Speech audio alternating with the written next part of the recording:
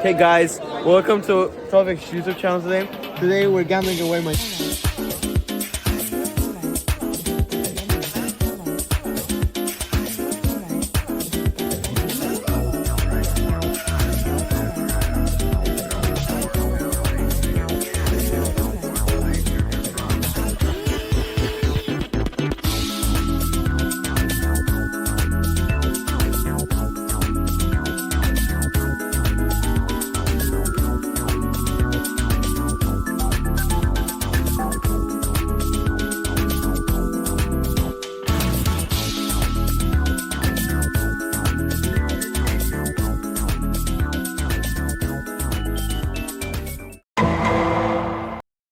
Hello everyone, welcome to the third ever episode of SlimeTALK. Today we're gonna talk about DP2 and the differences between DP1. So today we have two special guests and now they will introduce themselves. Hello everyone, I'm Javid. Thanks for inviting me to SlimeTALK ADA episode 3. It's an honor to be here. My name is Javid Mehmedo. I'm in DP2 and yeah, that's it. Thank you. So can you please introduce yourself? My name is Deniz and I'm a classmate of Javid's. I also study in DP2, 11IB1. And yeah, thank you so much for inviting us to SlimeTALK. It's a great honor, truly.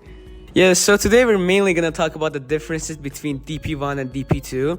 So me and Timur are currently studying in DP1, first year IB students. So it's completely different for us and the DP2 students. So Javid, can you please talk about the differences for you in DP1 and DP2? Okay, so let me think. Okay, so it depends on how you work your DP progress. Because I didn't do anything, no IA, no extended essay, no preparation, nothing. And now I'm suffering. But if you actually work on your DP, on your summer break, and come to DP2 freshly prepared, it shouldn't be that big of a problem. But right now, for me, DP1 was easy and DP2 is very hard. So what about you, Deniz? I think I kind of disagree with Javid on this because, yeah, the workload is insane this year. So aside from like all of the internal assessments, almost all of them falling on this year, and the extended essay, TOK essay, etc., falling on this year, we also have our university applications, individual or else on the side. So especially the first semester of DP2 is like overwhelmed, and I don't think I'm gonna be this overwhelmed in any other point of my life, honestly. But when it came to DP1, we only did our homework, especially like the first semester, nothing else. And the second semester, as soon as we got like an additional internal assessment or two, I think we already started crumbling to a certain extent with like SAT on the side. And I do agree with Javid in the sense that your summer has to be productive or you're just gonna fail miserably in DP2. So there's like memes on Instagram about like DP2, that DP2 have no social life. Is that made true, or do you actually have social life? That is true. Yeah, that's very true. That is true thing. Yeah, one thing I want to mention, yeah, I agree, Deniz, on what she said. Yeah, try to get your SATs done in 9th grade so you don't struggle in 10th grade. That's the only thing I'm proud of doing, yeah. Yeah, so specifically talking about IAs, internal assessments. So based on your subjects, which is the hardest IA or which is the most time-consuming IA you are doing or finished? Okay, yeah. Should I? Yes, I'm asking you. I personally think from my subjects it's math IA, because when you look into, let's say, physics or chemistry, they all have a well-defined research question and an aim. You need to find a quantized trend and so on. Okay guys, so I heard that a lot of people can take IB and they suffer a lot even on first semester. And they go to back to their previous schools on after first or second semester. Is that true? Did it happen to your classmates? So it did happen to some of our classmates. So, for example, we started with a cohort of 20 students, and at this point, we only have 17 survivors. What happened to the free? What happened to the free? What happened to? One of them switched to another IB school.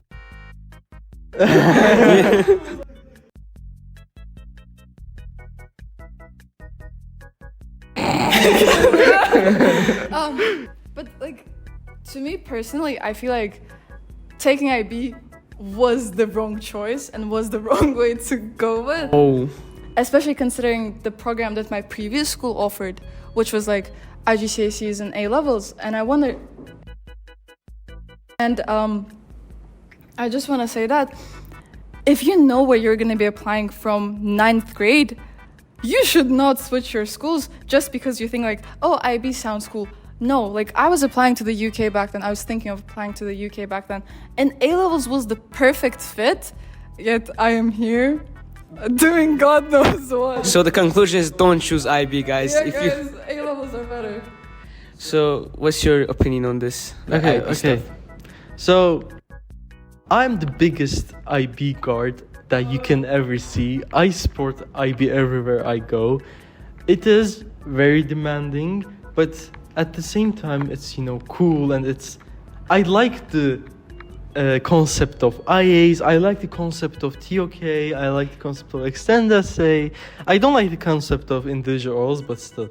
And what I want to say about it is that you should go for it. I have seen some people that struggle with it, but IB is designed in such a manner that you have to study every field of science and humanities and so on, but it's designed in such a manner that you can study what interests you.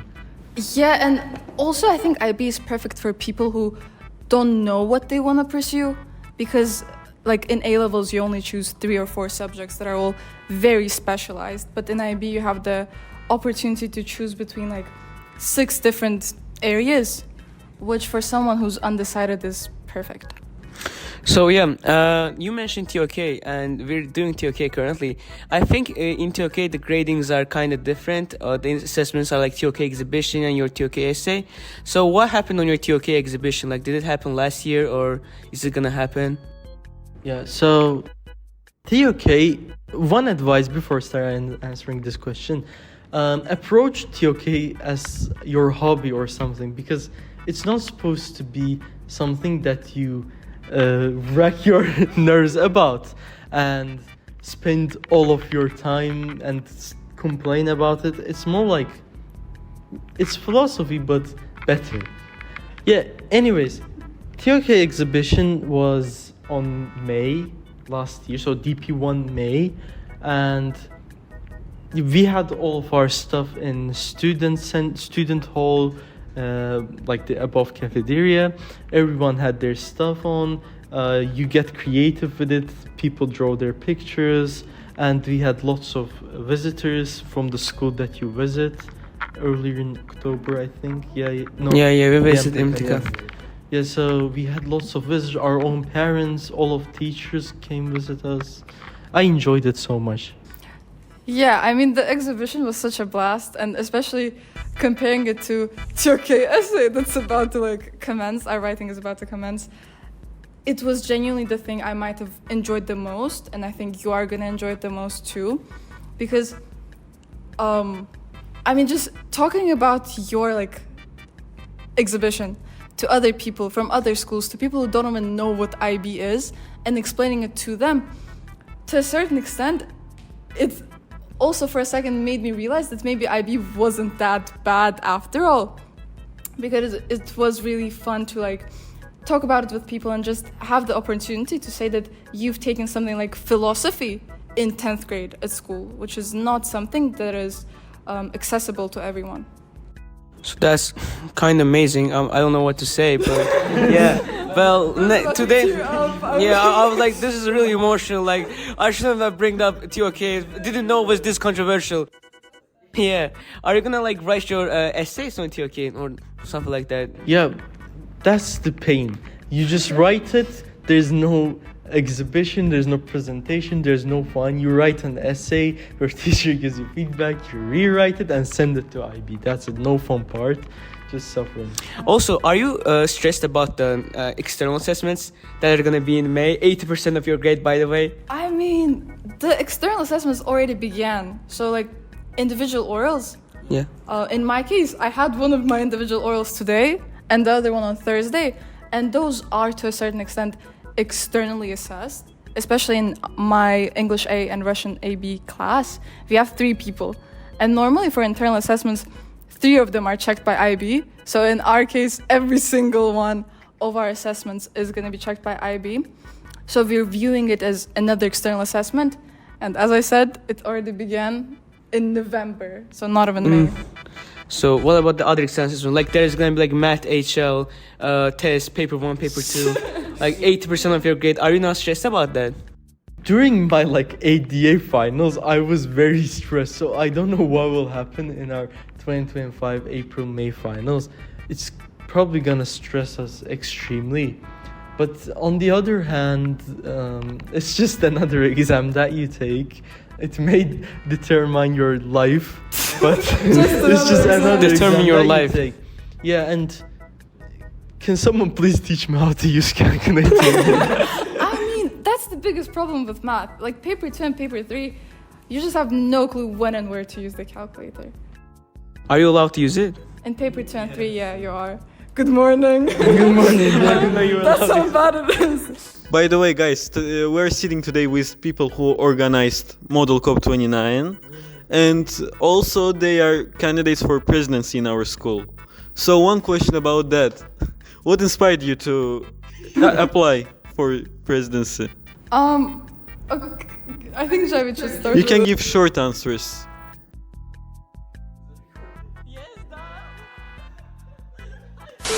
Okay, I think leading is in people's nature. You know, you have it in your nature and you wanna lead.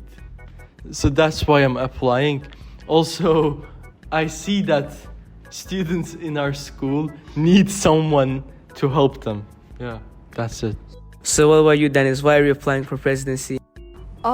So aside from the fact that it's an amazing experience, I mean, for leadership, especially after like leading MCOP, I realized how much I yearned leadership. I don't know how to explain, but yeah. And aside from that, I think our school is missing out, our students are missing out on a lot of opportunities because there is no good student council. So you think the student council needs to be improved, right? By you, right? Okay.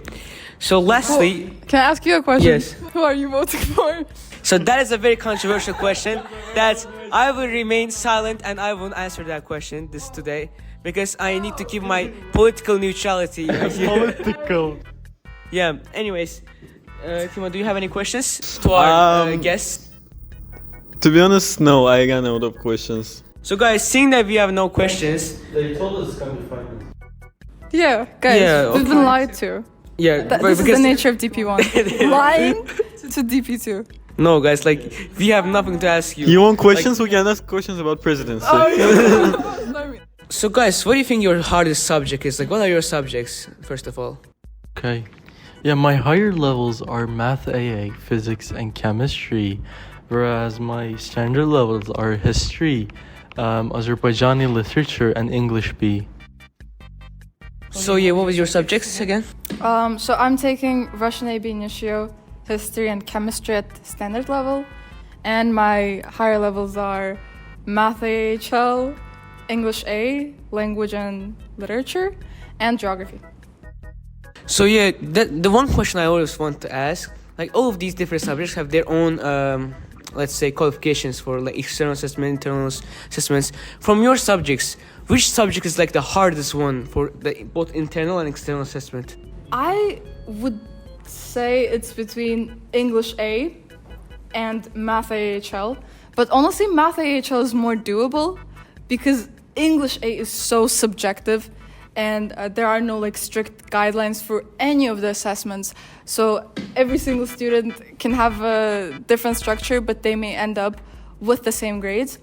And also for English A, I think no matter what like base you have in English language, it's not gonna help because your language has to be analytical, and that's not just about the language, but it's also about the way you think.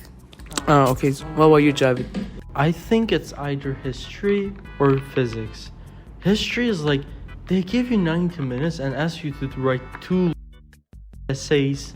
You have to plan it out, choose your question. You have to have evidences, historian opinions memorized in your mind. And in paper 1, they give you 4 sources to read. You have 1 hour, 4 sources to read, analyze them, answer questions, and write a mini essay about it. And you have to use your own knowledge at the end as well. And you don't have time to put your head up and think. You just have to start writing. That's one thing. And in physics, it has too many tricky questions. Yeah. Yes. Okay, guys, last question. Who's your favorite teacher in the ADA? Can you say that? I feel bad saying that. Okay, we have the same answer. 3. Wait, how do we say it? Do we say like Mr. or Mrs. and then the name? Yes. Okay. So guys, This is so obvious. 3, 2, 2, 1. 1. Mr. Mr. Gadir. Gadir. Yeah. Okay, that's the chair. DP coordinator himself. Okay, that's goat. valid. I don't really take chemistry, so I don't really know if he's teaching chemistry or no. Anyways, guys, Who's so your this was favorite our... teacher? Mehdi, who's your favorite teacher? No, I will remain neutral today. I will remain No, neutral. you should answer that. I mean, it's definitely like, because it's my major, computer science, it has to be Mr. Victor. It has to be Mr. Victor because What my, about like, you? what My about you? favorite teacher, to be honest, Miss Arzu. Ah, I love Miss Arzu. for sure. She's so good at teaching that, and also she's such a kind person. Yeah. Yeah. Anyways, guys, so this was our interview with Javid and Deniz, our special guests from DP2. So only the one thing I concluded from these interviews, that it's only gonna get worse from now on. Yeah. We're only gonna suffer more from now on. So it's not really optimistic. It can be not optimistic, but it is what it is. So anyways, guys, thank you for watching. Leave the comments right below the video, and please hit that bell button and subscribe.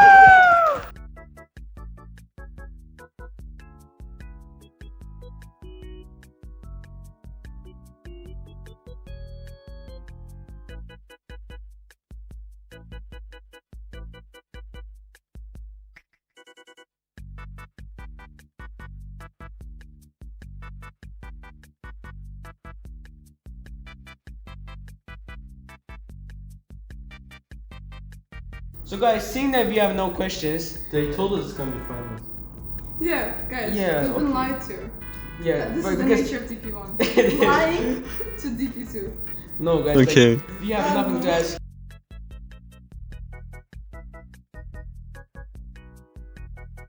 Really?